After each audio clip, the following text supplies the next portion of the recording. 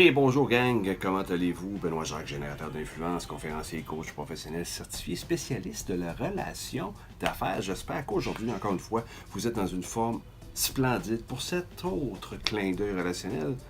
On vous parle de quoi aujourd'hui? Une question, pas en fait, des choses qui arrivent fréquemment, qu'on entend dans le monde professionnel, même dans le monde personnel. Comment ne plus manquer de temps sans trop d'efforts?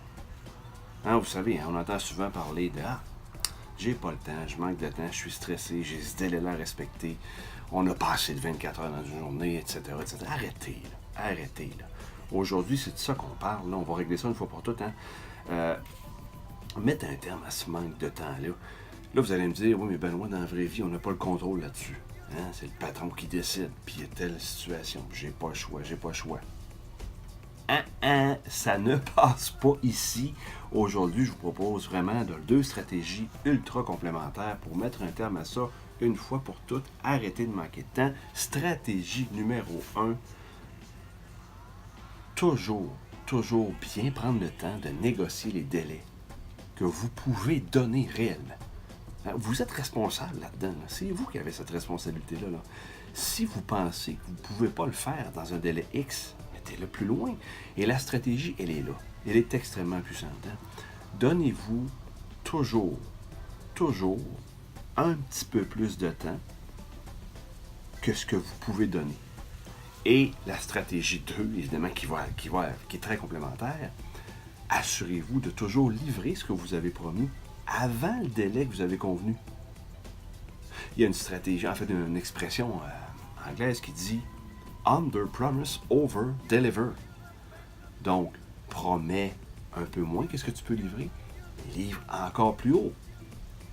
Cette stratégie-là peut faire toute la différence dans votre gestion de stress, dans la gestion de vos clients aussi, les attentes clients, peu importe, même vos collègues partenaires, parce que vous allez prendre l'habitude de tout le temps bien négocier vos attentes, les attentes des autres envers vous aussi, et toujours surprendre positivement vos partenaires, vos clients.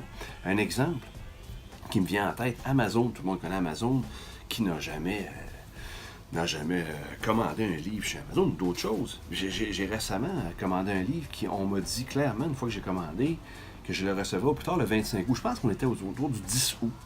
Vous allez recevoir ça le 25 août plus tard. Et où mon attente? 25 août plus tard.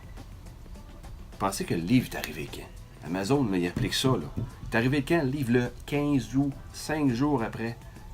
Comment j'ai réagi? Moi, je m'attends au 25, ça arrive le 15. Wow! Si on m'avait dit qu'il va arriver le 15, si on m'avait dit qu'il va arriver le 13 août, problème, il est en retard. Voyez-vous, c'est le même événement. Autre exemple, ma conjointe Judith, que j'aime, salut Judith, des fois, j'ai des soirées, ça arrive, puis mettons que je sais que je veux rentrer à 9h. Ma blonde a hâte de me voir, mettons, ça fait longtemps qu'on s'est vu, dit Benoît, tu vas rentrer à quelle heure? Mettons que c'est 9h. Quelle heure vous pensez? Quelle heure vous pensez que je vais dire, Judith? 9h? Non, mauvaise gestion d'attente. Vas-y avec un 11h. Pourquoi 11h? Négocie, évidemment. 11h, c'est bon? Alors, moi, je prévois rentrer à 9h. Je dis que je vais arriver à 11h. Vous voyez venir, hein? Mettons que j'arrive en retard à 10h. Elle s'attend à 11, j'arrive à 10. Elle est contente. Si j'avais dit 9h, j'arrive à 10h. Catastrophe. Catastrophe. Je suis accueilli avec un rouleau à pâte. Non, vraiment un peu. Voyez-vous? La distinction est importante. Là, c'est sûr que ma blonde, elle sait, ça fait des années, là, fait que ça marche plus tellement. Mais dans l'approche client, ça fonctionne très bien. Donc, gestion d'attente, très important. Donc, en résumé, promettez moins, livrez toujours mieux. Alors, c'est quand votre prochaine négo? C'est quand votre prochaine livraison? Vous pouvez négocier, hein? Donc, prenez le temps de bien négocier et de toujours livrer avant. Vous m'en parlerez, vous allez voir, ça fonctionne, c'est impeccable, ça fonctionne super bien. Et je vous demanderai en retour, s'il vous plaît, faites-moi signe si vous avez d'autres sujets, répondez à ce courriel-là, juste me dire, Benoît, j'aimerais entendre parler de situation de crise ou relation difficile avec un collègue, peu importe, quelque chose qui vous tient à cœur, ça va me faire plaisir de pouvoir vous aider, vous amener de la valeur du contenu. Merci beaucoup d'avoir écouté cet autre clin d'œil relationnel et je vous dis à quoi? Au prochain clin d'œil. Merci, carpe diem, bye.